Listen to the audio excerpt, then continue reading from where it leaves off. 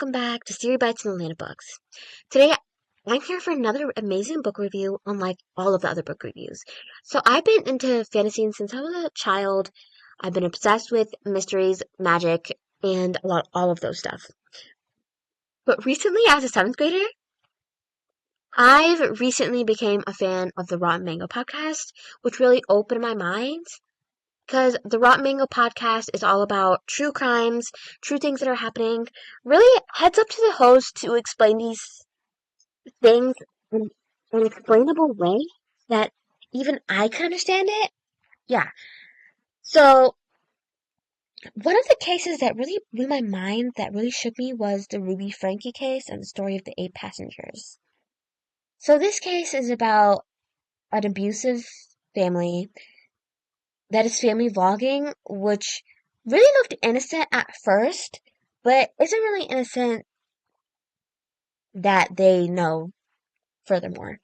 But if you want to know more about this case, you should go directly into Rotten Mango Podcast. You can find it anywhere, on Spotify, on YouTube, on their local website, and listen to it. So this book is called The House of My Mother by Shari Franke. And this book actually played a key role in the investigation and in the whole terms of like the arrest, the big trial, the big deserve thing the adults had involved in this case. So this book is obviously a Sunday Times bestseller, but it's also about a person's quest to freedom. The way she handled this was amazing. Reading this book written by Shari, one of Ruby Franke's 6 children, the eldest of 6, the firstborn, it was absolutely mind-blowing. The way Shari shares her story of growing up in an abusive environment is unique, is inspiring. She has such a distinct way of describing her childhood. She says it's downcast and despairing at the same time. But this book is not overwhelming for the reader to handle. If you've never read crime-based books, if you've never really read traumatic tragedy books, I don't think this is too overwhelming for you to handle as a person, because I went through a lot of ups and downs in emotions in this book, but it really showed me how she felt, how this world's going right now. The emotions she expresses in this book, they're just too hard to put into words, but they make you truly feel like you went through the same thing she went through. Not like I did went through the thing that she went through, but it gives you the insight that you were in this and you felt it. Yeah, growing up with loving parents, a loving sibling, a very close environment, going to school, coming back, having really nothing to worry about. I was a worry-free child. Yeah, I am a worry-free child. I am, not was, sorry, wrong wording. But this really changed the fact that a lot of people think this world is free, is gentle, is a good place to be in, when there's so many things that you just can't think of a good, free, amazing place would have. Yeah, I can't imagine people, 10-year-old, 9-year-old, even a 4-year-old, having to go through this. Jerry and her brother Chad are both grown adults. Ruby Franke's children, 2 of them are adults and the rest of them are minors. I think 2 of them are teens. They're about my age, a bit older than that. And the other 2 are right now, right now are 10, 9, 8-ish, kinda. I don't really know the ages because they didn't really explain. But having to know since they were born, they had to go through this is crazy.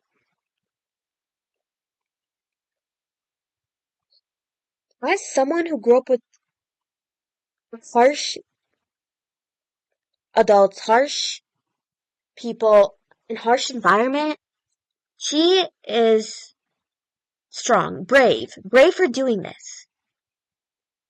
reading about her experience really made me think about what it would be like to grow up in such a harsh and controlling environment.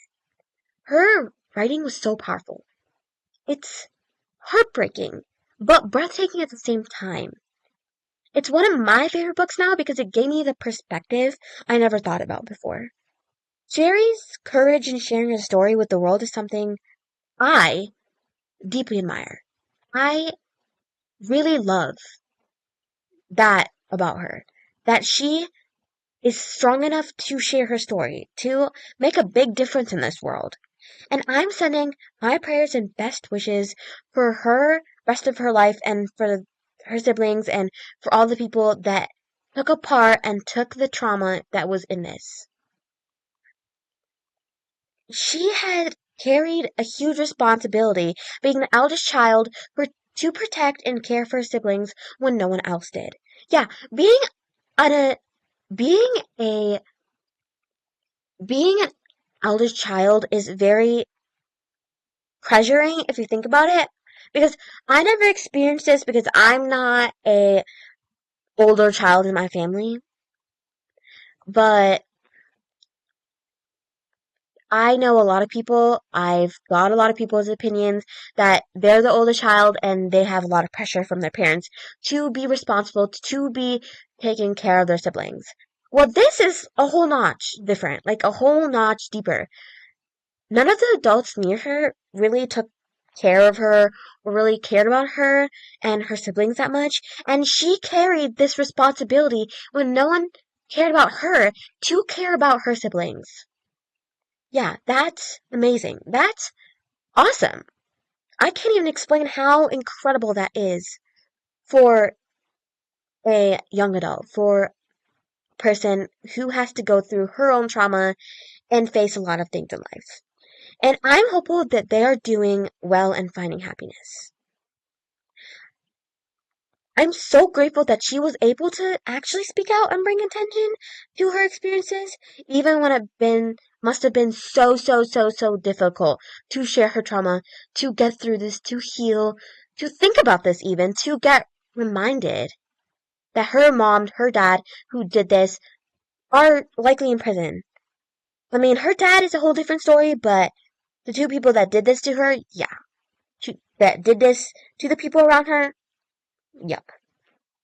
It is a reminder to never judge things based on appearances and to always question what's presented to you, even if they're on the social media, on a article. Yeah, there are fake news. Fake news is spread everywhere. And there is always a downside of believing things if they're not true. Almost always is. And as for Ruby, Jody, and Kevin, I have a whole different opinion about them, but that's another topic for another time. But I hope they realize how hurtful their actions were and how much it affected Shari and her siblings. Again, a huge thank you to Shari for her bravery in sharing her story. You've made a difference, and I hope you continue to heal and find peace. This book was eye-opener. It was the most eye-opener of my life. I mean, I've read this book after I've watched and listened to all the podcasts, so I hope you do the same, because without understanding what this case is, I don't really understand the book either. But if you do read this book, if you have read this book, I feel you would feel the same. In my opinion, this book is amazing. I give this a 5 out of 5, not even 100 out of 5 stars, because this is a big opener to a lot of people. To people that are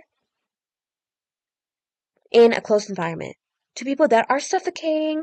To people that are in a place where they don't truly belong. I hope you heal. I hope you find a better place. And that's it for today's review. And see you next time. Hopefully you go outside, feel a breeze, and really think about these things. And I really hope that you can support Shari and her advocates because she's voting for this law that if you are a child stuck in family vlogging, you have the choice if you want to continue, if you want to show your face on camera, or if you just want to be nonchalant and be away from these things. So please support her. If you find her book, if you please go to Amazon, please go buy 20 copies of this book because she really needs the support. Well, this is it for today's video. Bye and see you next time.